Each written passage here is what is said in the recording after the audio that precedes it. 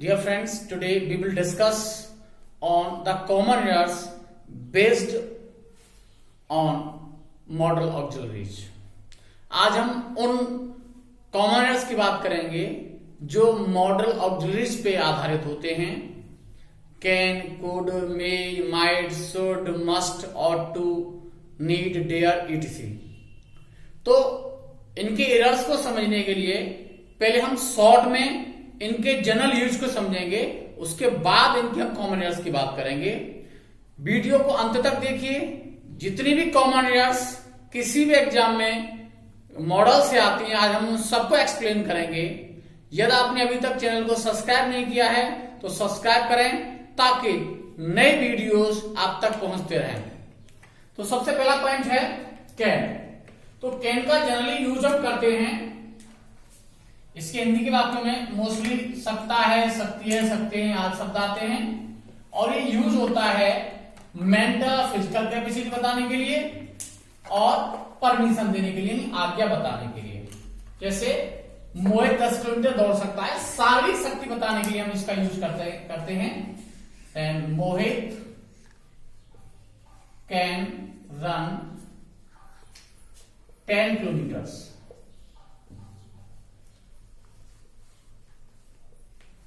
दूसरा एग्जाम्पल है, तो इन सवालों को हल कर सकते हो। ये मेंटल कैपेसिटी हो गई, मानसिक शक्ति से बताने के लिए। You can solve these sums. Permission देने के लिए तुम जा सकते हो, यू कैन गो। जैसा कि आपको मैं टाइम एंड टेंस में बता चुका हूं कि वर्ब की फर्स्ट फॉर्म प्रेजेंट टेंस होता है और वर्ब की सेकंड फॉर्म पास्ट टेंस होता है। तो कैन और कुड में आपको ज्यादा ध्यान रखने की आवश्यकता नहीं है। कैन की सेकंड फॉर्म है कुड, और सेकंड फॉर्म मतलब है ये सकता था हो जाएगा, केवल कंडीशंस वही रहेंगी, सकता था, सकती थी और सकते थे। ये कोड आपका हो गया। एग्जाम्पल देखेंगे, सेम कंडीशन वही अप्लाई होंगी मेंटल फिजिकल कैपेसिटी बताने के लिए और परमिशन के लिए। तो यहां पे हम क्या करेंगे, सकता था। सेम एग्जाम्पल दे रहा हूं ताकि आपको बहुत इजीली समझ आ जाए। मोहित 10 किलोमीटर दौड़ सकता था, पास्ट टेंस की बात करेंगे तो कैन की second form could. Time and tense में इसको मैं बहुत बेहतर से एक्सप्लेन कर चुका हूं। वैसे ही तुम इन सवाल को हल कर सकते थे। ओके, थे भूतकाल की बात कर रहे हैं तो कैन का सेकंड फॉर्म कुड हो गया। सिंपल जो एग्जांपल है उसको मैं थोड़ा सा जल्दी ले रहा हूं ताकि आपको कॉमन एरर्स को हम ज्यादा समय पे ले सकें। तुम जा सकते हो प्रेजेंट टेंस है, अगर हम ये कहें तुम जा सकते थे, देन यू कुड गो। ये तो होगी बेसिक बात। इसके आधार पर कॉमन एरर्स को समझेंगे। तो सबसे पहले इसका कॉमन एरर आता है कि कैन कुड के साथ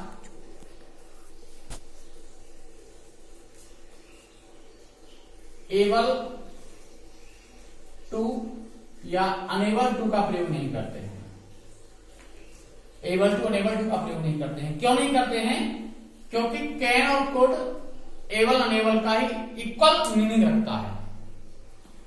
यानी कैन और कुड यूज होते हैं कैन प्रेजेंट टेंस में, कुड पास्ट टेंस में, लेकिन बी प्लस एबल टू तीनों टेंस में यूज हो सकता है, प्रेजेंट में भी, पास्ट में भी और फ्यूचर में भी। इसीलिए जहां कैन कुड आएंगे वहां एबल अनेबल का प्रयोग नहीं किया जाएगा। एग्जाम्पल आपको देता हूं, you can not able to help me. Common errors में आता है, और आप जैसे जानते हो कॉमन एरर्स में क्या है कि इसको एबीसी 3 पार्ट में हम डिवाइड कर देते हैं, ये सी, बी, ए, और लास्ट चौथा पार्ट होता है नो एरर, डी। तो example, you can not able to help me. तो जैसा आपको बताया कैन कुड के बाद हम एबल अनेबल का प्रयोग नहीं करते, इसलिए पार्ट भी गलत हो गया। सेकंड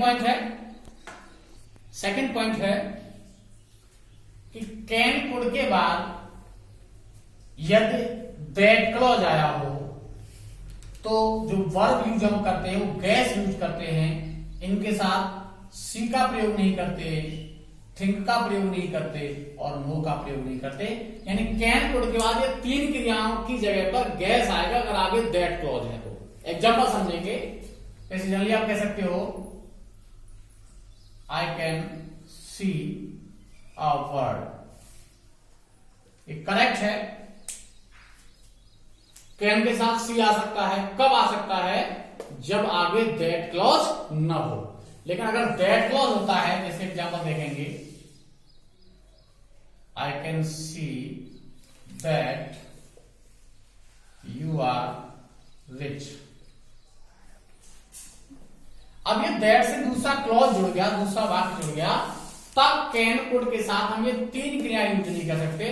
तो यहां का आपका इसको हम डिवाइड करेंगे, part A, part B, part C common errors के अकॉर्डिंग, और ये part D no error.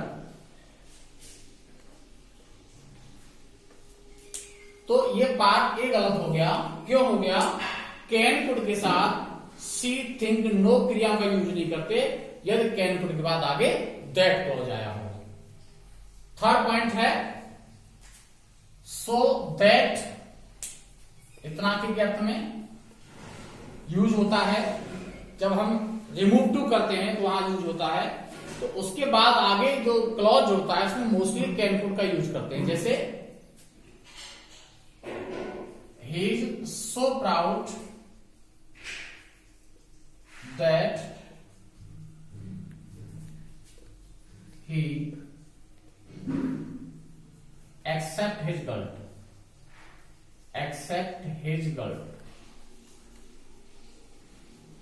Option ऐसे दे दी जाए क्योंकि वो कॉमन एरर से भी पूछ सकता है, फिल इन द ब्लैंक्स में। एग्जाम्स का पैटर्न हमारे पे डिपेंड नहीं है, एग्जाम्स की प्रॉब्लम हम जो है उनको तो देखते हैं।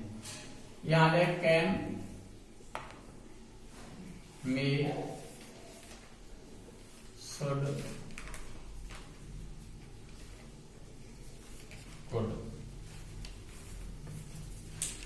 तो जैसा आपको पहले बता चुका हूं कि सो दैट के बाद अगला हम जो कैन कुड को प्रीफर करते हैं, लेकिन कैन कुड में भी ध्यान रखना है, अगर यहां पर ये प्रेजेंट है, इज आर एम वॉच पर है, प्रेजेंट है तो कैन आएगा, अगर वॉच पर है तो कुड आएगा, ऑप्शन ए। और लास्ट ध्यान रखना है कैन कुड के प्रयोग में, इसके आगे मॉडल्स का यूज चलेगा कि हम्बल रिक्वेस्ट के लिए भी, विनम्र निवेदन करने के लिए भी हम कुड का यूज जो है वो प्रेजेंट टेंस में करते हैं। जैसे could you please help me. तो ये कैन कुड की बेसिक कॉमन एरर्स हैं। इसके बाद बात करते हैं मे का प्रयोग जब करते हैं तो ध्यान रखेंगे कैन और मे में कुछ समानताएं हैं। जैसे कैन में भी सकता है, सकती है, सकते हैं आता है, और मे में भी सकता है, सकती है, सकते हैं आता है। बेसिक जो डिफरेंस है, कैन आता है मेंटल और फिजिकल कैपेसिटी बताने के लिए और परमिशन देने के लिए, वहीं में आता है परमिशन लेने के लिए और संभावना बताने के लिए। बेसिक डिफरेंस आप यहां है। जैसे एग्जांपल क्या मैं अंदर आ सकता हूं, आप डेली यूज करते हो उसे, मे आई कम इन। संभावना बताने के लिए जैसे आज वर्षा हो सकती है, इट मे रेन टुडे। अगर हम माइट की बात करेंगे, जैसा आपको बताया था मे का पास्ट माइट है, तो यहां पे सकता था, सकती थी, सकते थे, जैसा भी आपको बताया था। यहां क्या आ सकता था, आज वर्षा हो सकती थी, यहां पर मे का माइट हो जाएगा, मे का माइट हो जाएगा। तो ये तो कोई बड़ा प्रॉब्लम नहीं है। तो कुछ एक प्रॉब्लम जो बेसिकली आती है कॉमन एयर्स में वो इसके लिए आती है, सो दैट और इन ऑर्डर दैट के बाद मे या माइट का प्रयोग किया जाता है। मे या माइट का प्रयोग किया, बहुत इंपॉर्टेंट प्रॉब्लम है। ऐसे Mohit comes here so that he will meet you. Option C B A और डी होता है, आप जानते हो, नोएडा। तो जैसा आपको बताया है, सो दैट और इन ऑर्डर दैट जहां कनेक्टर का काम करेंगे, कंजक्शन का काम करेंगे, तो उसके आगे वाले क्लॉज में हम जो ऑक्सिलरी वर्ब लगाएंगे वो मे या माइट लगाएंगे। यहां पर विल नहीं आएगा, क्योंकि ये प्रेजेंट है, मे आएगा। यहां पास्ट होता तो माइट आता। इसके बाद बात करेंगे शुड की। शुड का प्रयोग बेसिकली हम सलाह या सुझाव बताने के लिए करते हैं। जैसे शुड का प्रयोग जो होता है ओपिनियन बताने के लिए, एडवाइस बताने के लिए, और ड्यूटी का बोध कराने के लिए, और ऑब्लाइजेशन के लिए, यहां हम शुड का यूज करते हैं। क्योंकि ये आप बेहतर जानते हो, इसलिए मैं थोड़ा सा इसको आपको रिमाइंड करा रहा हूं। और मेन फोकस हमारा केवल कॉमन एरर्स पे है। तो ओपिनियन, एडवाइस, ड्यूटी और ऑब्लाइजेशन के लिए शुड का प्रयोग करते हैं। तुम्हें देर से नहीं आना चाहिए। ये हार्ड एंड फास्ट सो नहीं कराता है शुड, ये एक सलाह का बोध कराता है, ड्यूटी का बोध कराता है। तो उसका सीधा हो जाएगा you should not come late. इसकी बहुत फेमस जो प्रॉब्लम है, बहुत पॉपुलर है, ये आपका इसकी कॉमन एरर जो है, और लेस्ट के बाद शुड आता है। शुड की बहुत इंपॉर्टेंट प्रॉब्लम है ऐसे, और ये बहुत पॉपुलर एग्जांपल भी है। Work hard लेस्ट you will fail, ये अधिकतर एग्जांपल आता है। ये पार्ट सी हो गया, यहां हम एरर कर देते हैं, और ये पार्ट बी हो गया, पार्ट ए हो गया। पार्ट सी गलत है, क्योंकि लेस्ट के बाद शुड आना चाहिए। और एक इंपॉर्टेंट बात और ध्यान रखनी है कि लेस्ट के बाद हम नॉट का प्रयोग भी नहीं करते हैं, यानी वाक्य फॉर्मेटिव भी होना चाहिए। सेकंड पॉइंट है, ऑट टू का यूज जो हम करते हैं वो मोरल ऑब्लाइजेशन के लिए करते हैं, नैतिकता बताने के लिए, कर्तव्य परायणता बताने के लिए हम यूज करते हैं ऑट टू का। जैसे हमें शिक्षकों का आदर करना चाहिए, we are to respect teachers. और एक इंपॉर्टेंट बात और ध्यान रखनी है, और अकेला ऐसा मॉडल है जिसके बाद फुल इन्फिनिटिव आता है, यानी टू आता है। बाकी किसी भी मॉडल के बाद टू नहीं आता, केवल अकेला ऑट है जिसके बाद ये फुल इन्फिनिटिव आता है। नेक्स्ट पॉइंट है मस्ट। देखो तीनों में चाहिए होता है, थोड़ा सा मीनिंग में डिफरेंस है। मस्ट का यूज हम करते हैं वो नेसेसिटी बताने के लिए करते हैं, अनिवार्यता बताने के लिए करते हैं। जैसे हमें गरीबों को फल बांटने चाहिए या बांटने हैं, बात एक ही है। मीनिंग क्लियर होना चाहिए। हिंदी के अकॉर्डिंग हम कई बार नहीं चलते हैं, क्योंकि हिंदी में कंफ्यूज हो जाते हैं, अलग अलग भाषाएं हैं, उसका मीनिंग है वो क्लियर होना चाहिए। बांटने ही आ जाए तो भी बात वही है, बांटने चाहिए वही बात एक ही है। तो we must distribute fruits among the poor। अब देखिए मस्ट और हैव टू में ज्यादा डिफरेंस नहीं है। मस्ट जो है वो पर्सनल फीलिंग्स का बोध कराता है, और हैव टू जो है वो इम्पर्सनल फीलिंग्स का बोध कराता है, इम्पर्सनल है। ये बस ध्यान रखना है, बाकी मीनिंग दोनों का सेम निकलता है। यही रीजन है, आप ध्यान देंगे डायरेक्ट इनडायरेक्ट में मस्ट को हम हैव टू में चेंज कर देते हैं। क्यों चेंज करते हैं? जब मस्ट और हैव टू एक समान होंगे तभी तो एक दूसरे में चेंज हो सकते हैं, असमान को तो हम चेंज कर नहीं सकते।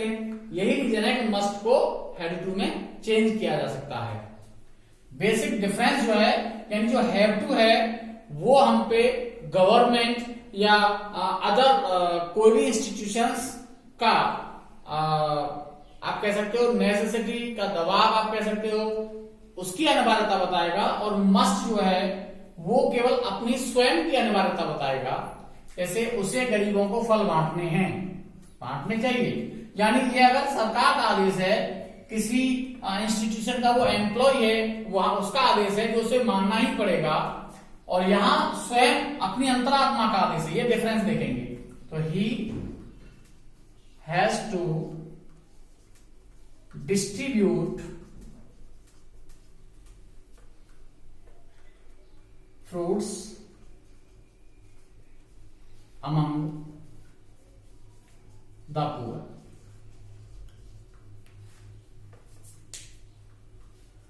सबसे इंपॉर्टेंट इसमें और है आपका नीड और डेयर। उसको समझने के लिए नीड और डेयर में बेसिक ध्यान रखने वाली बात है कि नीड और डेयर मेन वर्ब का भी कार्य करते हैं और ये मॉडल्स का भी कार्य करते हैं।